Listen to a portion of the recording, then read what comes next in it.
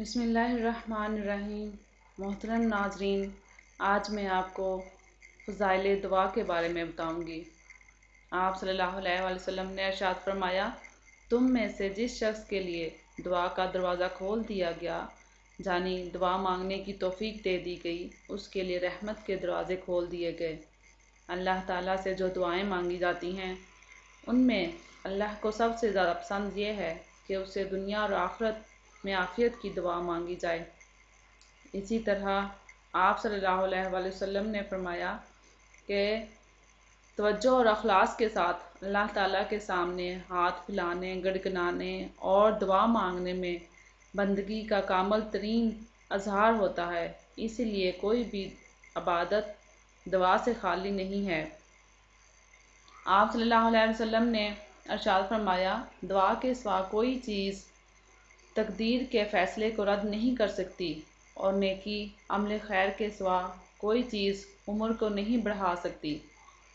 آپ صلی اللہ علیہ وسلم نے ارشاد فرمایا کہ قضاء و قدر سے بچنے کی کوئی تدبیر فائدہ نہیں دیتی، ہاں اللہ سے دعا مانگنا اس آفت و مصیبت میں بھی نفع پہنچاتا ہے جو نازل ہو چکی، اور اس مصیبت میں بھی جو ابھی تک نازل نہیں ہوئی، اور بے شک بلا نازل ہونے کو ہوتی ہے کہ اتنے میں دعا اس سے جا ملتی ہے، بس قیامت تک ان دونوں میں کشمکش ہوتی رہتی ہے، اور انسان دعا کی بدولت اس بلا سے بچ جاتا ہے۔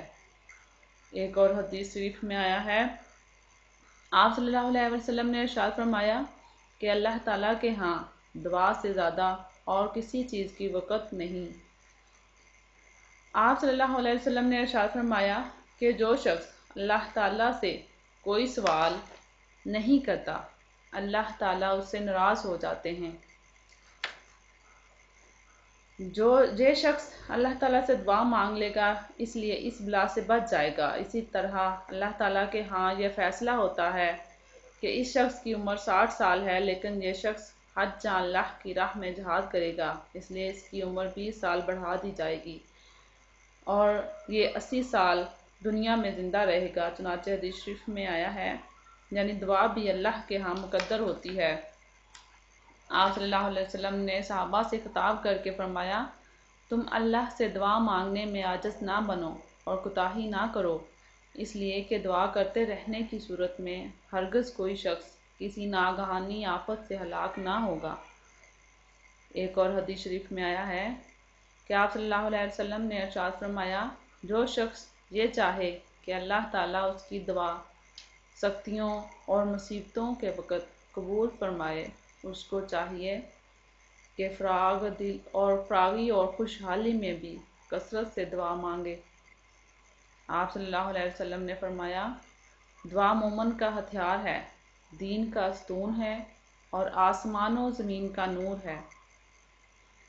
اللہ تعالیٰ سے دعا مانگنے سے روگردانی دانستہ یا نادانستہ طور پر تکبر کا مظاہرہ ہے، جو اللہ تعالیٰ کی شدید ترین ناراضگی کا موجب ہے۔ آفتوں اور مصیبتوں سے بچنے کی سب سے زیادہ مؤثر تدبیر دعا ہے، اس لیے دعا مومن کا ہتھیار ہے۔ اسی طرح دین کا ستون نماز ہے، اور نماز کی روح دعا کا خاصہ ہے، اس لیے دعا دین کا ستون ہے۔ اسی طرح اللہ تعالیٰ سے کثرت سے دعائیں مانگنا اللہ تعالیٰ کی معبودیت و وحدانیت کا اعلان ہے، اور یہی وہ نور ہے جس سے آسمان و زمین روشن اور قائم ہیں۔ اسی لیے حدیث شریف میں آیا ہے کہ قیامت اس وقت آئے گی جب روئے زمین پر کوئی اللہ اللہ کہنے والا نہ رہے گا، اسی لیے دعا زمین و آسمان کا نور ہے۔ آپ صلی اللہ علیہ وآلہ وسلم ایک مرتبہ ایک ایسی قوم کے پاس سے گزرے جو کسی مصیبت میں گرفتار تھی، تو ان کی حالت دیکھ کر آپ صلی اللہ علیہ وسلم نے فرمایا، کیا یہ لوگ اللہ تعالیٰ سے عافیت کی دعا نہیں مانگا کرتے تھے؟ ایک اور حدیث شریف میں آیا ہے، آپ صلی اللہ علیہ وآلہ وسلم نے ارشاد فرمایا کہ جو شخص کسی چیز کے مانگنے کے لیے اللہ تعالیٰ کی جانب اپنا منہ اٹھاتا ہے اور دعا مانگتا ہے، اللہ تعالیٰ اس کو وہ چیز ضرور دیتے ہیں، یا وہی چیز اس کو فی الفور دے دیتے ہیں، یا اس کے واسطے دنیا یا آخرت میں اس کو ذخیرہ کر دیتے ہیں۔ یعنی دعا کے قبول ہونے کی 3 صورتیں ہوتی ہیں۔ اگر اللہ تعالیٰ کے نزدیک قرین مصلحت ہوتا ہے تو وہ فوراً مراد پوری کر دی جاتی ہے۔ اگر فوراً مراد پوری کرنا قرین مصلحت نہیں ہوتا تو بتاخیر مناسب وقت پر وہ مراد پوری کر دی جاتی ہے، ورنہ اس کا نعم البدل دنیا یا آخرت میں دے دیا جاتا ہے۔ لیکن اللہ تعالیٰ سے دعا مانگنے کا اجر تو بہر صورت مل ہی جاتا ہے، اس لیے کوئی بھی دعا رائگاں کسی بھی صورت نہیں جاتی۔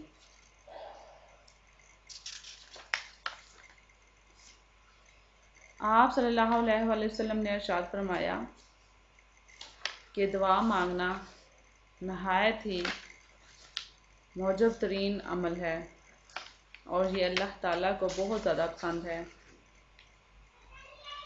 اے اللہ پاک، جو سر تیرے سامنے جھکتا ہے، اے اللہ پاک، جو ہاتھ تیرے آگے پھیلتے ہیں، انہیں دنیا کے آگے پھیلنے سے بچا۔ آمین ثم آمین یا رب العالمین۔